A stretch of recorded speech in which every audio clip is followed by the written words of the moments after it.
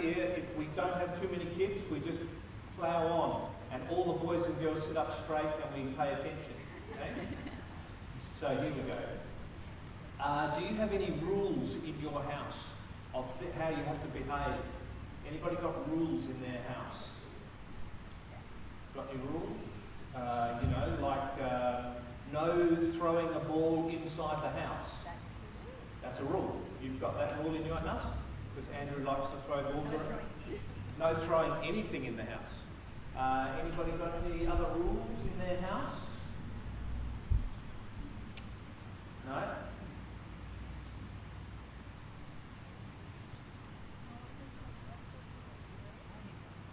Okay. Don't eat breakfast on the floor in the kitchen. That's a good rule. Okay? We all need rules. What I did was I went to the internet and I looked up the weirdest laws in the world. Yes, you judges and politicians, lawmakers, what were you thinking? I've got to give you some. It's 22 pages long, but I won't read them all. But I tried to pick some that would affect kids as well. Some of the weirdest laws in the world, you'll be surprised to know that many of them come from the United States. For example, in Alabama, it's illegal for a driver to be blindfolded while operating a vehicle. They had to have a law for that. In Arizona, anyone caught stealing soap must wash himself with it until it's all used up. In California, it's illegal to set a mouse trap without having a hunting license. Here's a good one. In California, it's illegal, I love this one, for anyone to try and stop a child from playfully jumping over puddles of water. Oh. What a good law that is. California does something good. Okay. In Los Angeles, if robbing a bank, shooting at the teller with a water pistol is prohibited.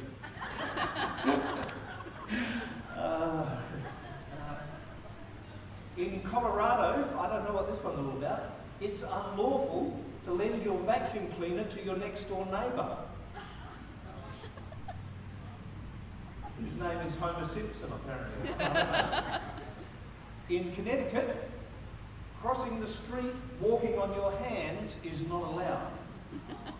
They must get a lot of that in America. I don't know. Okay, here's one for you. In Washington, D.C., it's unlawful for small boys to throw stones at any time, at any place.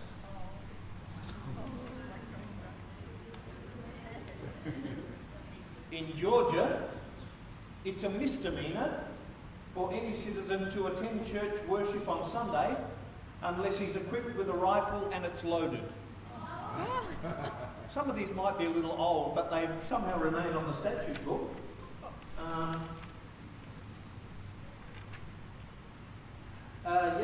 Where's that one from? I like that one. This is another good one. This is Kentucky. Kentucky.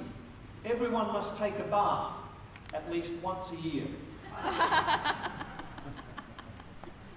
Just see the lawmakers sitting around thinking these up. Michigan, if a man kisses his wife on Sunday, the party at fault shall be punished at the discretion of the court. Okay, here's another good one for the kids. In Minnesota, the law declares that no child under the age of 12 may talk over the telephone unless accompanied by a parent. I think that might be an old law. I can go on all day. There's 22 pages of them. This is the highlights. In Nebraska, a parent, get ready for this one, parents, a parent can be arrested if his child cannot hold back a burp during a church service. Oh yes, get out of the US, they're just crazy over there. although you'd be sad to know that in Washington, all lollipops are forbidden. I was trying to get to something that I might have found in, in the UK. In England, it's illegal for a Member of Parliament to enter the House of Commons wearing a full suit of armour. I think this was a pre-COVID law, I'm not sure. They might have changed that or been rethinking it. And one for some people in the congregation who might be interested, in York, excluding Sundays, it's perfectly legal to shoot a Scotsman with a bow and arrow. Excluding Sundays. There was one. Oh, well, you get the idea. There are some crazy laws around. And today, I've told you some of those Swiss laws that we encountered. That you can't wash your car on Sunday and you can't mow your lawn on Sunday. I've told you those ones before. There's some crazy laws around. Things we can and can't do. And today, in our Bible reading, we're going to hear some laws that God gave to the people. We call them the Ten Commandments. And some of them we might look at and think, that's a bit old-fashioned, like you can't wear a suit of armour to Parliament or something like that. But, well, we'll talk about what they mean for us. But rules and laws are generally good things. They help us be organised and for us all to behave in the same way. Imagine if you're driving along the road and everybody said, I've got the right of way. It would be chaos on the roads. So we have rules, we have a system so that there's not chaos. And that's what our laws are meant to do. But God's laws are designed for us to learn to know more about God and how He loves us. And that's what we're going to talk about later in our service while you're doing your things outside. Okay. What is it we say when we want to revisit a long-standing policy or a scheme that no longer seems to be serving us too well or ceased to produce useful results? We begin by saying tentatively, well, it's not exactly written in stone or not set in stone.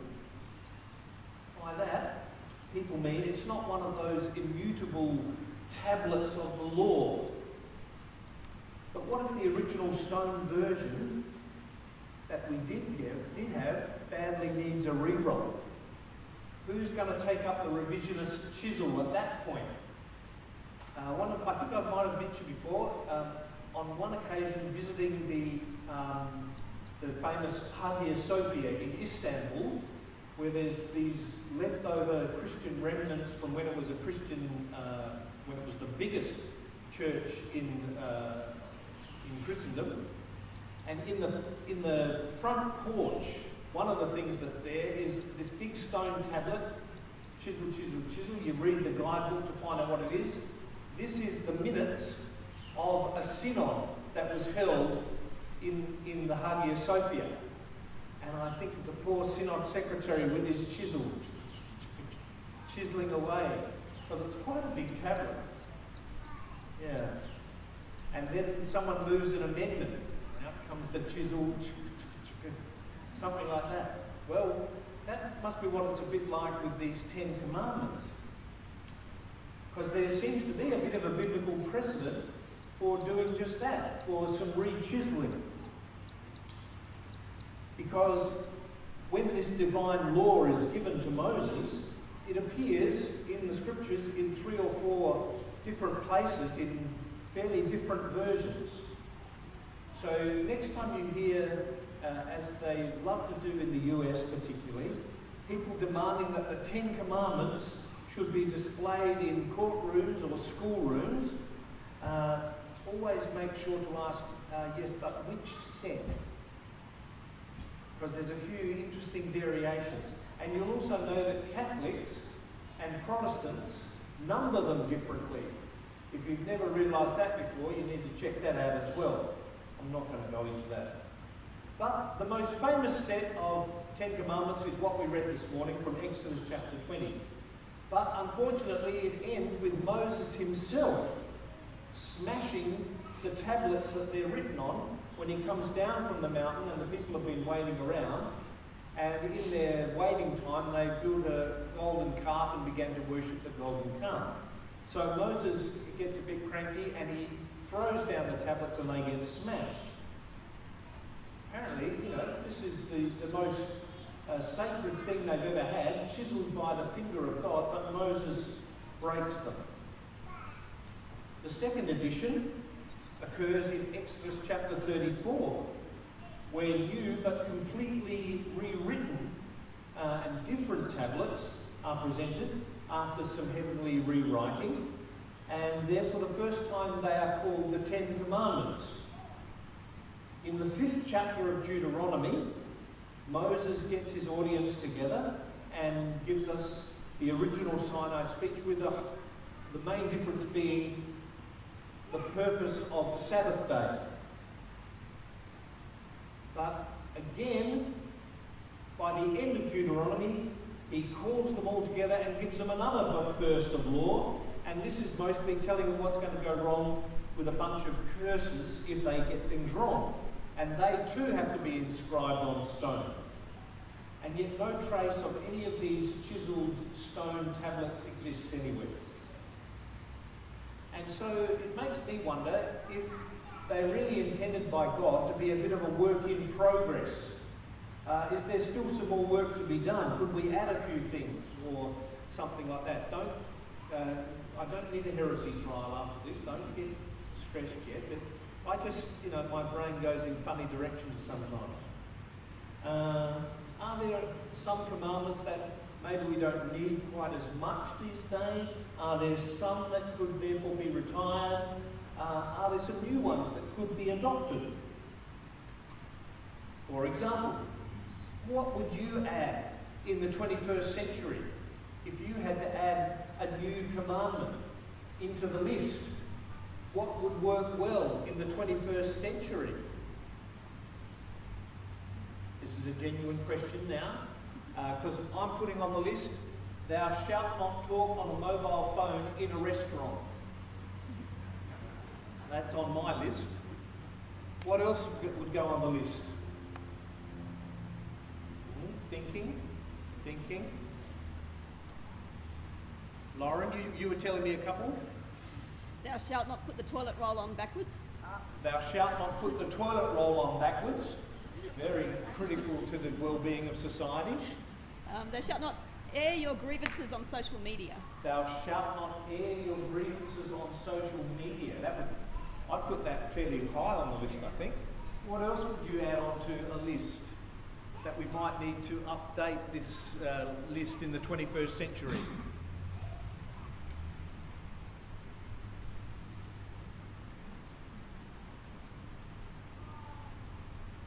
No?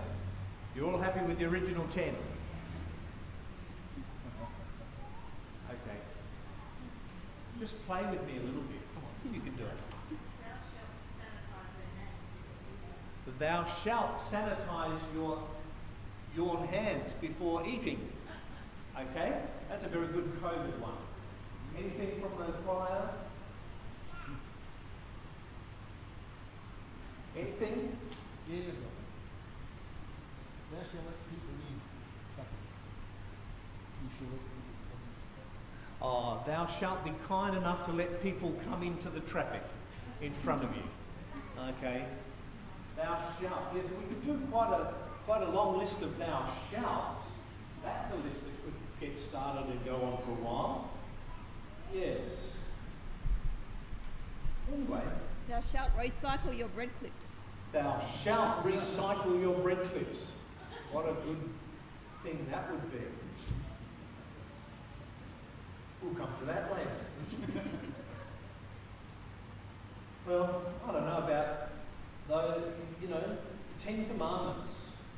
How do you feel about the 10 Commandments? Actually, I'll give you my take on it, because I agree with the people who say there's really only one commandment. And that's in the preface to the 10 Commandments, where it says, I am the Lord your God.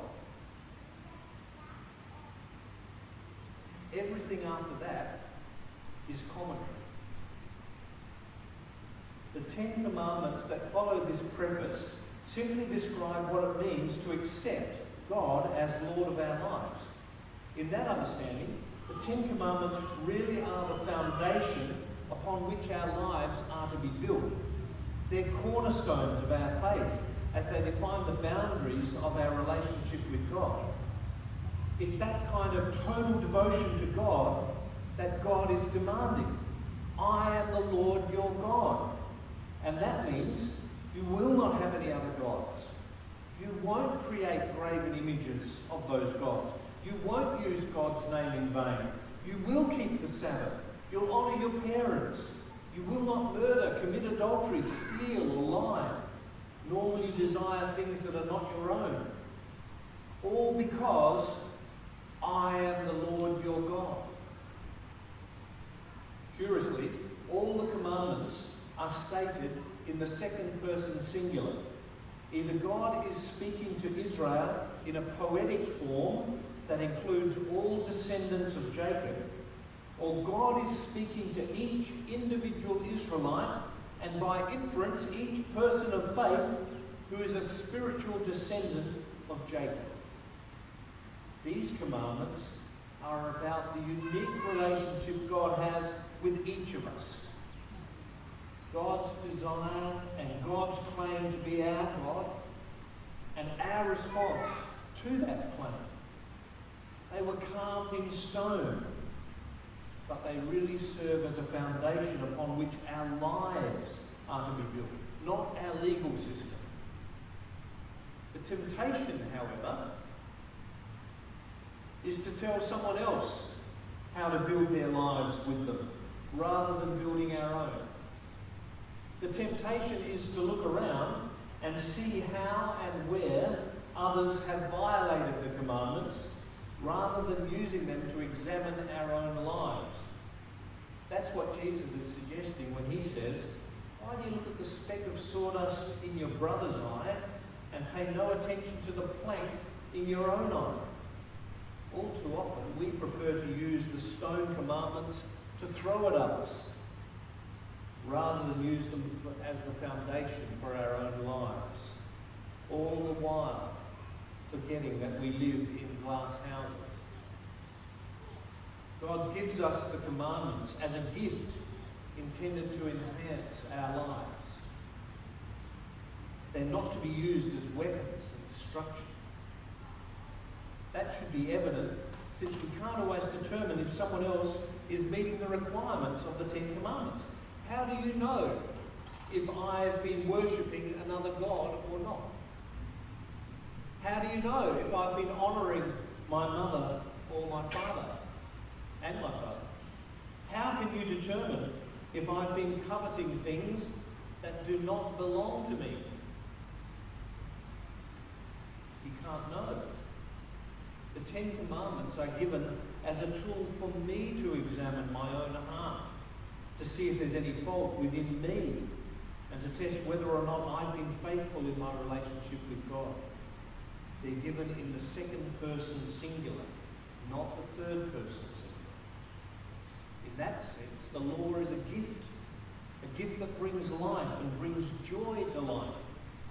If we fail to understand the pleasure the commandments are intended to bring, perhaps we need to hear from the perspective of the psalmist.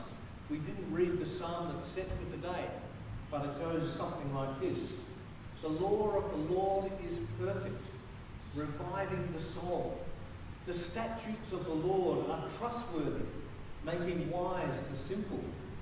The precepts of the Lord are right, giving joy to the heart. The commands of the Lord are radiant, giving light to the eyes.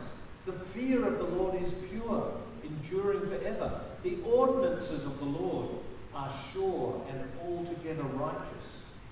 They are more precious than gold, than much pure gold. They are sweeter than honey from Bees Creek, from the comb. By them is your servant warned. In keeping them there is great reward. Who can discern his errors? Forgive my hidden faults. There's no sense in the Son that the law or the commandments are to be used as a tool for judging others. They're given as a gift to provide joy and richness to each recipient as we use them to judge our own actions and allow God to use them to reveal our hidden faults. They are the foundation upon which we build our glass houses. We can't afford to throw them at others without the risk of breaking our own windows and destroying the foundation of our own lives. All through the history of God's people, they've asked the simple question, what does the Lord require? And all through history there's been attempts to sum it up and to answer it. And the Ten Commandments, or the Decalogue, the 10 words, are one such summary of what God wants from God's people. Famous passage in Amos is another. What does the Lord require? To do justice, to love mercy, to walk humbly with your God.